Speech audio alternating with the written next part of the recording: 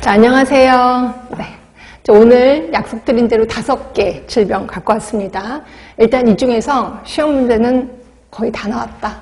얘도 나왔고, 얘도 나왔고, 얘도 나왔고, 얘는 엄청 많이 나왔고, 그 다음에 볼거리는 아직까지 안 나왔다 하시면 될 것 같고요. 자, 이 중에서 바이러스 골라보실까요? 세균이죠, 말 그대로. 장출성 출혈열 하면은 여기 우리가 알고 있는 햄버거병. 그죠? 당연히 세균일 겁니다. 자, A형 간염 바이러스죠. 홍역 바이러스입니다.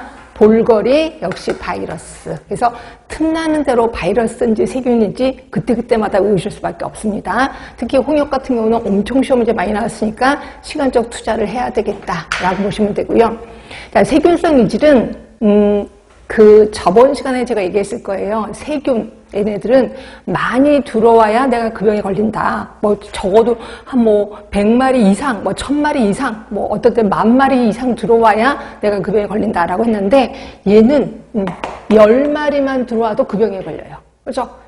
그 세균이 10마리, 눈에 보이지 않는 10마리가 내 몸에 들어오는 순간 그 병에 걸리는 거지. 결국 우리 집안에 세균성 이질이 한 사람이 있다? 집안에 다 걸린다. 그렇게 생각하시면 돼요. 그러니까 굉장히 전염력이 엄청 높구나라고 생각하시면 되는데 다행히도 세균성 이질이 정말 다행히도 뭐냐면 해썹 이후로 많이 사라진 게 요 세균성 이질이라고 보시면 되고요. 그래서 시험 문제는 아예 대놓고 나왔습니다.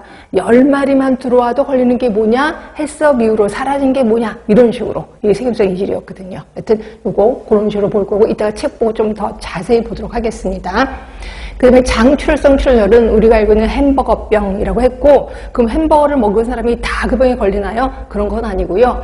분명히 똑같이 내 친구랑 나랑 먹었거든? 근데 나만 걸려. 그런 경우가 있습니다. 그럼 내가 몸이 약한 거 아닐까요? 그런 건 아니에요. 하여튼 재수가 없어서 걸린다. 이렇게 보시면 되는데 장출성 출혈열에 걸렸다고 해서 무조건 죽는 건 아니고요. 이 중에서 용혈성 요독 증후군까지 가면 이게 이제 그 합병증인데 여기까지 가면 자 용혈성이야. 내 몸의 모든 곳에 장기에 피가 난다고 생각하시면 돼. 결국 죽을 수밖에 없다. 결국 햄버거 잘못 먹어서 죽을 수도 있구나. 아니면 평생 동안 그냥 계속해서 병원 신세를 질 수밖에 없구나. 이렇게 생각하시면 될 것 같아요. 그래서 요거 때문에 무섭다라고 보시면 될 것 같고요. 요것도 좀 이따 다시 한번 확인하도록 하겠습니다.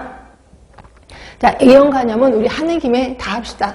A형 간염, 그 다음에 B형 간염, 그 다음에 C형 간염. 요 3개는 좀 자주 나와서 일단 A형 간염 같은 경우는 우리 아실 거예요. 술잔 돌려먹어서, 컵 돌려먹어서 걸린다라는 거 좀 감은 좀 잡으셨을 거야. 결국 음식을 더러운 손으로 먹거나 아니면 A형 간염에 걸린 사람의 컵을 내가 가져다 썼어. 그러면 걸리는 게 A형 간염. 결국 얘는 음식, 다시 말해서 호흡기계가 아니라 소화기계죠.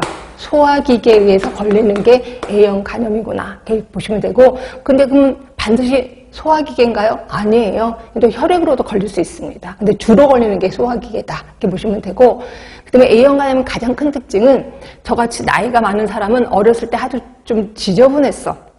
목욕을 거의 6개월에 한 번씩 하는 정도였으니까 일단 몸이 더러움에 익숙해져 있단 말이에요. 면역력이 생겼어. 그래서 A형 간염 바이러스가 들어와도 얘가 죽어버려. 이건 너무 더러운데? 이러면서 이제 죽어버리는 거죠. 그죠? 그런데, 자, 지금 애기들은 또 태어나자마자 태어나서 A형 간염 예방접종을 맞잖아요. 이러다 보니까 면역이 생겼단 말이야. 그러면 이제 깨끗한 환경이고 예방접종을 받지 않았던 나이대가 있습니다. 그 나이대가 20대 후반, 30대 초반이에요. 요 나이대는 깨끗한 환경에서 자랐거든요. 그러니까 더러움에 면역이 생기지 않았단 말이야.